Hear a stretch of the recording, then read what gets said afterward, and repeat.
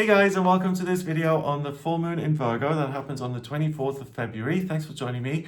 The chart you see next to me here, that's a snapshot of the sky at the moment this full moon will take place. So I'm going to analyze this chart to see how the planets interact and how they'll influence us. And then I'll go through each sign of the zodiac from Aries through to Pisces to give you an idea of what area of your life specifically this is likely to show up in. So I'm based in Central Europe. I base this on Central European time. For me, this happens at 1:30 in the afternoon. If you're west of Europe, it'll happen early in the morning. If you're east of Europe, in Asia, Australia, and New Zealand, it'll happen later on during the day on the 24th. So as far as I'm concerned, a full moon is a 3-day event. The moon is building up, then it opposes the sun, it's complete, it's fully illuminated, and then it wanes away. So I think you'll start to notice this around the 23rd, 24th, 25th. And it's a very particular type of energy. I think this is a full moon that's going to be quite extreme. It's known as a snow moon. The astrology is based on the seasons and the northern hemisphere. So February is associated with snow and cold. But snow, there's an element of perfectionism associated with it. You know, like if you're looking out over a moonlit landscape and there's snow everywhere, the crystals, they glisten and sparkle and everything seems serene and perfect. And it is, I mean, it's a gorgeous sight. But what you don't realize is that what's underneath is like put on hold and everything's asleep. And that's the kind of vibe I get with this full moon in Virgo, that it can be extreme in the sense that you see things very, very clearly and you can make really strong decisions that aren't based on emotions, that really stand up to reason and questioning and challenging. But on the downside, I think this can come across as a little harsh. So Virgo is kind of notorious for being detail-oriented and being very good at getting things organized and sorted out. But when you take it to the extreme, it can also be obsessive about every detail and it can really control certain things. It also fits a lot of archetypes. Virgo can be associated with the nurse, the person who takes care of another in a physical way. It can be associated with kind of the health worker, someone who's interested in purity and wellness and only eating a particular type of food that's going to create a positive outcome. But to take it to an extent where it almost feels oppressive or even militant. You know, it's one thing to be organized and to have some structure, but it's another thing to have like your pencils lined up all at like, you know, a certain degree. So I get that this is really going to be a very helpful energy if you're someone who has been unsure lately, or if you've had a lot to consider, there's been a lot of information floating around. This full moon is going to be amazing for you because when it occurs, it's like this sponge appears that now pulls every bit of information together and knowledge that you have, and you're able to have it all in one place and come to a satisfying conclusion with it. You are able to create meaning from it.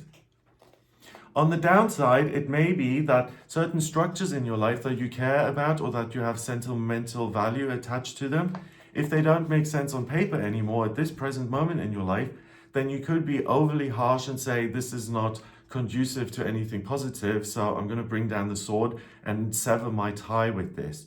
So if you are someone who's got a crystal clear idea of what you're doing, and you don't need this energy to kind of absorb a ton of information to come to some sort of meaning, then this is a week where it's much better to take a little bit of extra time and to have compassion and empathy and to think about how your decisions and your actions will impact another person.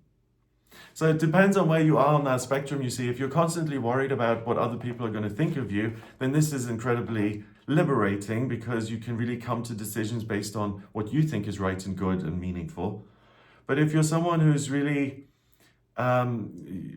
you're in the middle of something and there are connections that are meaningful to you and you do care, but you may feel them as a bit of a distraction during this time, especially if you feel like you're in a spot where you're making major changes, you're bringing lots of different things together, anything that could disturb your kind of focus, especially when the reason behind it is personal, like your friend calls or a family member wants to see you or something like that, it's important not to see that as simply a distraction, but to remember the connection you have with that person in the first place.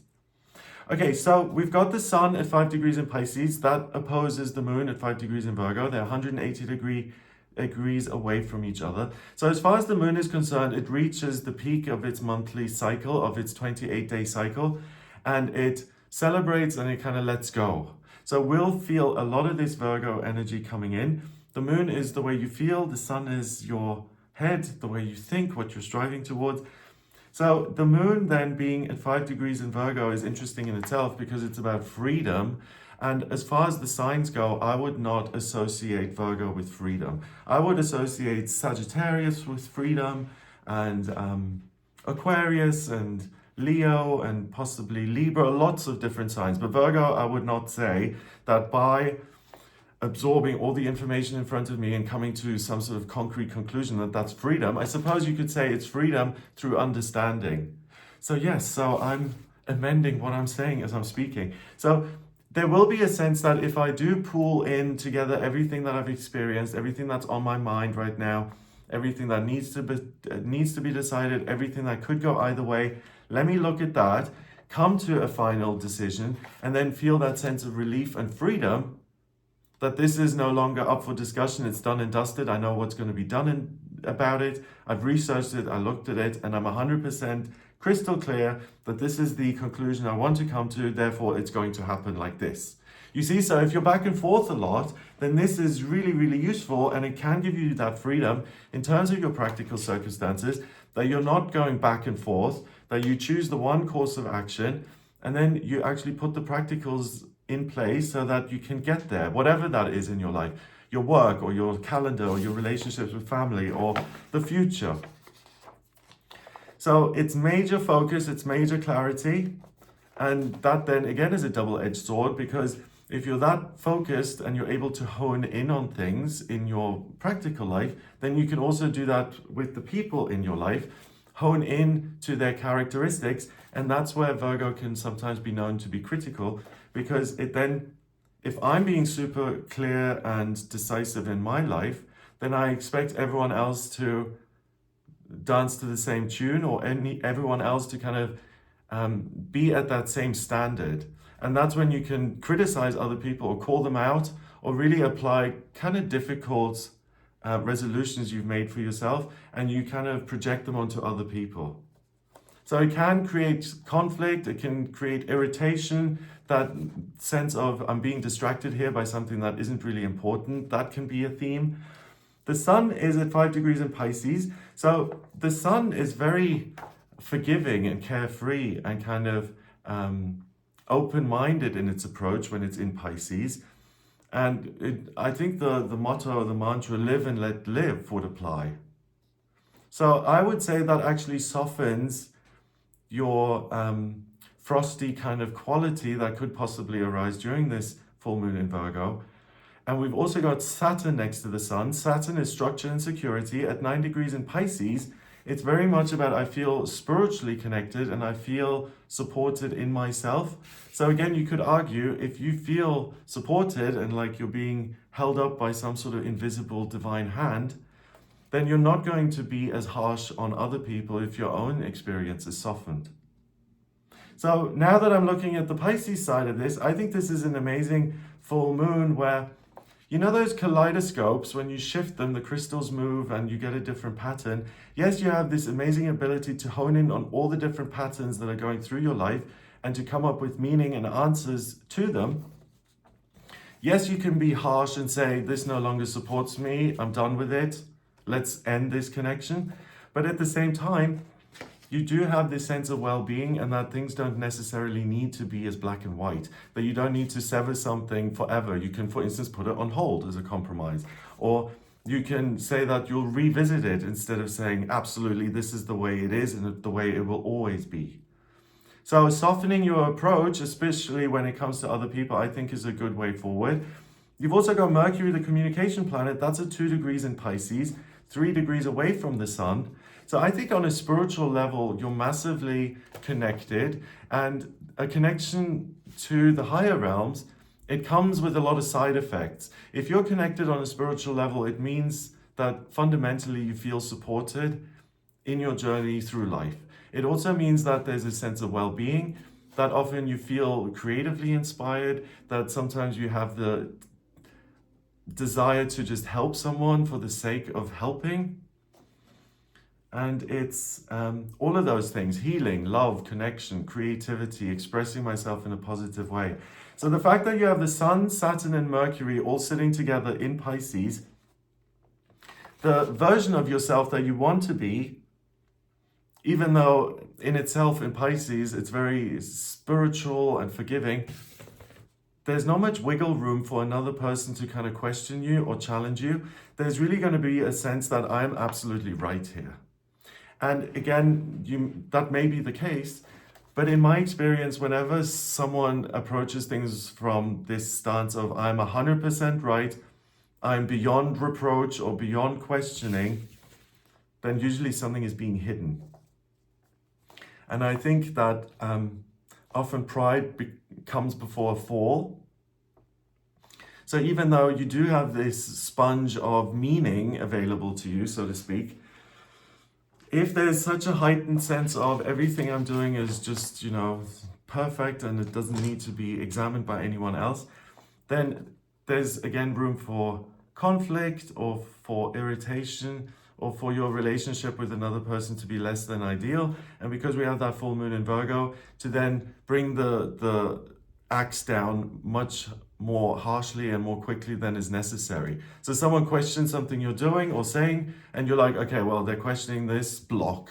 The relationship is over. It's too much of a good thing. It's too decisive. So again, see where you are on that spectrum. But really, if things have not made sense lately, they really, really will. We've got Neptune at 26 degrees in Pisces. So it's nowhere near the sun. It's 21 degrees away. But Neptune is in the sign that it rules. And it means that anything, again, that allows you to express knowledge in a creative, nurturing, supportive way, that's good. But I would say that keep that for yourself as much as possible, in the sense of I'm going to nurture my future by coming to a decision, and then I'm going to help myself by putting practical action steps in place so I can realize my hopes and dreams. I would try and not blur this with, oh yes, I'm trying not to hurt anyone's feelings, even though I see this is wrong, for instance. So do yourself a favor and focus on the things that can be changed, where you do have control, and be right in those areas, and be tolerant of other things or people or places that may demand your attention and may distract you. You've got enough time and energy here. Nothing needs to be lost. So what I'm getting is that if there's any sense of urgency or you're being rushed into something, that could really be an irritant. That's one to watch out for. So let's see the relationships the moon forms then with other things. So first of all, it trines Ceres at 5 degrees in Capricorn. Ceres is abundance and the harvest and plenty. At 5 degrees in Capricorn, it's really this wonderful sense that I've worked really hard to get to where I am. I can celebrate that and take a moment to make decisions, create meaning. But also it means that if any ideas occur that have to do with your career, your work, organizing your daily schedule and what you're engaged with, that's something where you can really have a light bulb moment and say, if I make this decision, I have a lot more freedom in my life. That's really possible. So one, I think work-wise and in practicals, you're really switched on, because you can work with info so much and transform it into practical action almost like immediately.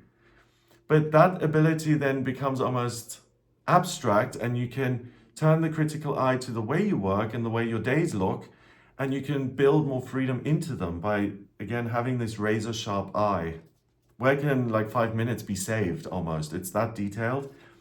Then we also have the moon forming a sesqui square with the descendant in Capricorn at 22 degrees. So what I'm looking for is, how can I build more security into my life by making meaning now?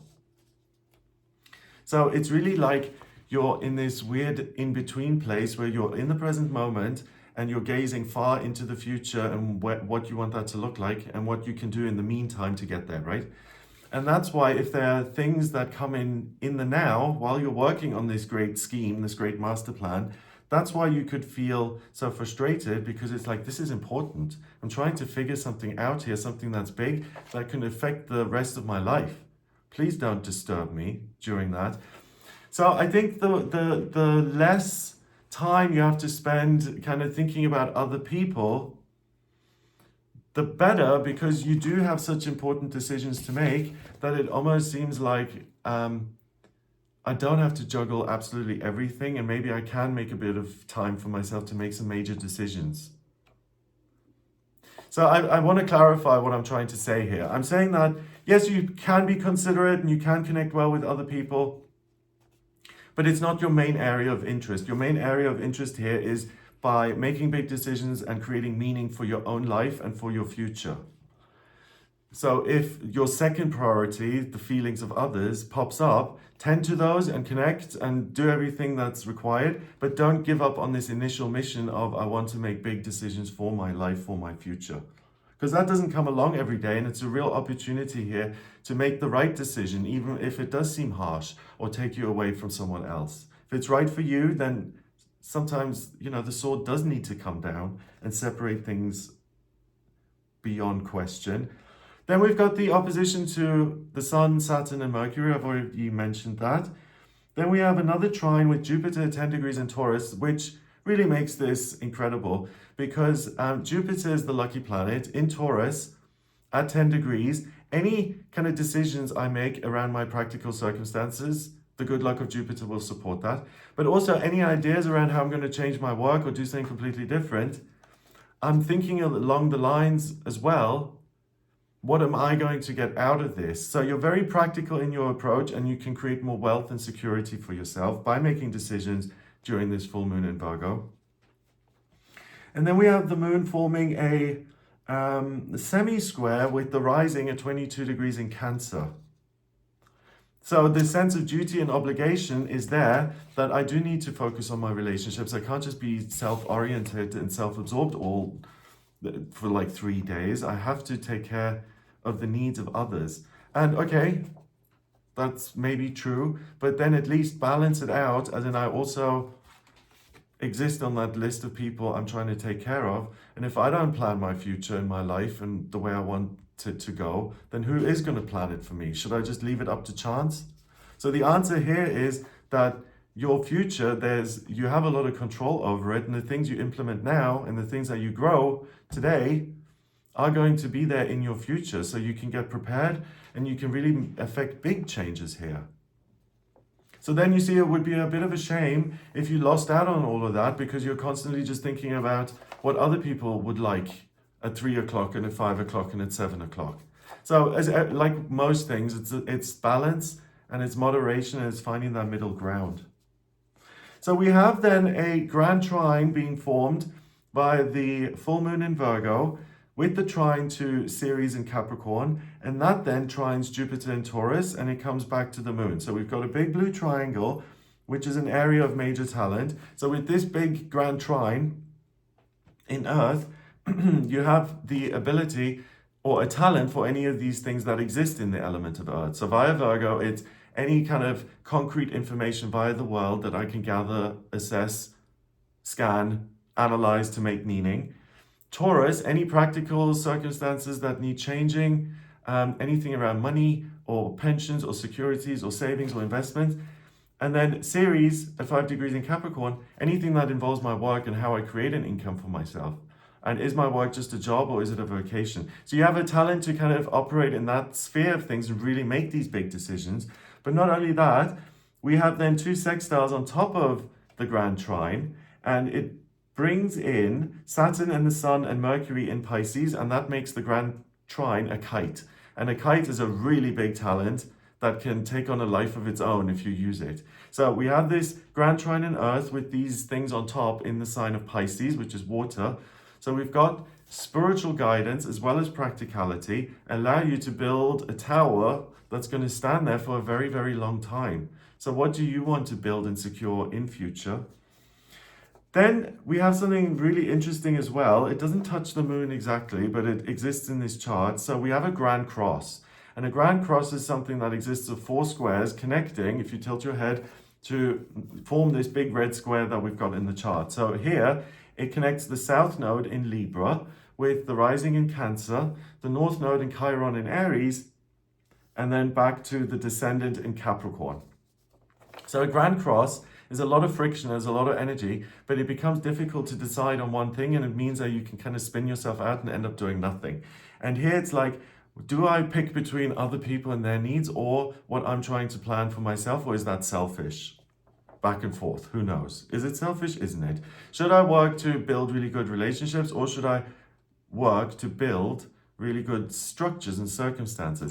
Now, this is my personal bias because I'm a Virgo, I'm an earth sign, but I would argue that focus on the work and building structures, because that's where a lot of your relationships are going to take place, in the house that you've rented, or the connections you have to your customers. You know what I mean? So I think, but that's my personal bias because I'm an earth sign. I would say the structures come first and the spaces, and then the relationships where can take place in those spaces. Other people, water signs for instance, and let me know in the comments, they would argue, well, it doesn't matter if the space is there. If you have the relationship, it doesn't matter if there's a house or not. The two of you will be together regardless. So that's not something anyone can decide for you. And that's why it kind of, you can see why with a Grand Cross, you can go round and round and round, because it's like, is it that or this? So I would say, use this opportunity to really decide once and for all, one way or another, this is what's happening, this is my decision on the case, on the business, on the relationship, on the plan, whatever, and I feel good about it. Use that if you have to make any of those big decisions. If absolutely everything is in place in your life, then just during this full moon, remember to have some balance and to be nice to other people through all of that, if you're still even focused on what you're doing. Okay, so that's the chart. Let me just see if there's anything else here that I haven't looked at. Yeah, what I would say, like, of course you want to work on your relationships and maintain good relationships. And if there wasn't an opportunity to really make this huge, big decisions, then of course I wouldn't either say, put that on hold and even make that an issue. But here you're really prompted by this Grand Cross to pick between the self or others, or work on relationships or work on my life. And that's the back and forth. And in order to bring that all together and to find a way forward, I think the most constructive, the gift of this and the best possible outcome is for you to make those big decisions. Because at this time you can make those, even if at other times you may not feel so sure. And we all have to make big decisions if we want things to change. Okay, so I think you get my point there. Let me see if there's anything else. Trine, sesqui-square. Trine, semi-square, yep. No yod, we've got the Grand Cross. Grand Trine, the kite. Yep, that's it. Okay. Make sure. Yeah. Okay, so I'm going to go through each sign of the zodiac now. Starting with Aries. Aries, for you, this full moon is a wonderful opportunity to really get your life sorted. Anything that requires organization and scheduling, you'll find that really easy, and it will keep your attention. You may even find it pleasurable and satisfying. Taurus, you get really, really clear about what or who you love, and you can make big decisions based on the certainty that you're feeling. So particularly relationships for you, you know where you'd like to be and where you actually are. But then again, it goes both ways. So be careful if you're making this huge gesture, as in, I never want to see you again because this didn't work for me.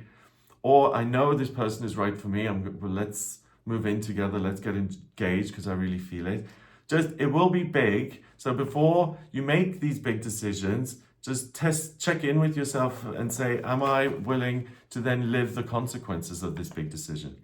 Gemini, it becomes really clear for you guys how you can be of service to others in your life, personally or through work.